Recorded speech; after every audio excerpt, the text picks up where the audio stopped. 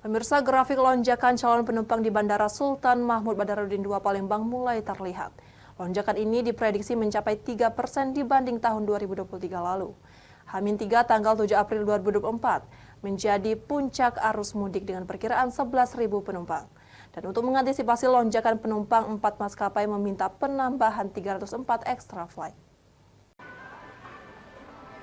Jelang Lebaran Idul Fitri, transportasi sungai, darat maupun udara mulai terlihat peningkatan yang cukup signifikan, seperti yang terjadi di Bandara Sultan Mahmud Badarudin II Palembang. Iwan Winaya Mahdar selaku Eksekutif General Manager SMB 2 mengatakan, puncak arus mudik diperkirakan terjadi 7 April 2024 atau H-3 jelang Lebaran. Total penumpang baik yang take off maupun landing sebanyak 152.229 orang. Meningkat sebesar 3% sehingga 4 maskapai mengajukan penambahan 304 extra flight. Untuk menciptakan kenyamanan serta keamanan penumpang, Bandara SMB 2 telah menempatkan posko angkutan lebaran yang bertugas sebagai pengamanan penumpang dan juga menyediakan fasilitas pemeriksaan kesehatan.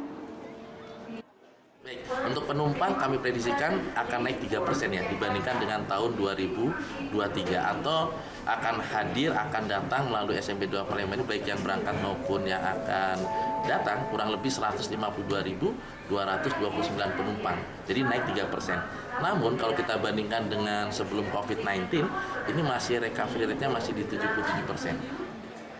Sementara itu cuaca selama 7 hari ke depan di wilayah Sumatera Selatan masih berpotensi hujan. Maka dari itu masyarakat pun dihimbau untuk tetap waspada. Bahwa kondisi saat ini kami prediksi 7 hari ke depan di Sumatera Selatan secara umum masih banyak potensi hujan yang cukup signifikan. Tentunya beberapa aktivitas khususnya yang ada di daratan untuk transportasi darat harus terus diwaspadai untuk beberapa daerah yang potensi hujannya masih cukup tinggi. Dari Palembang, Erwin Setiawan, iNews melaporkan.